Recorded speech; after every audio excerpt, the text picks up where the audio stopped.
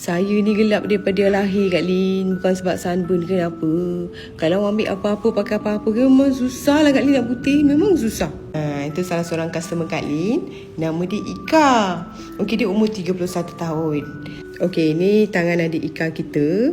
Masa tu dia start pakai krim putih Kak Lin 10 hari bulan 6. Okey, korang boleh tengok lah tangan dia memang gelap lah dah. Memang dari lahir dia memang tan.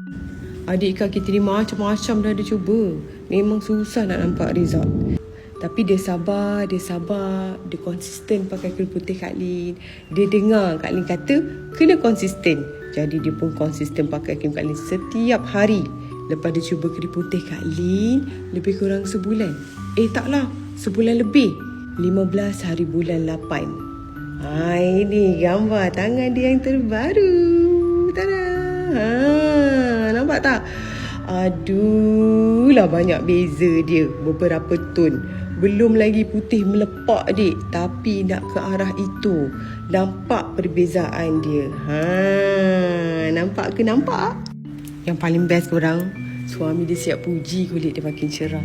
Dia dah ada confident tu. Oh lah selfie. Dia seronok. Ambil gambar lah selalu. Bila dia dapat result macam tu, adik Ika kita ni rasa nak nangis dia. Punya seronok dia. Kan?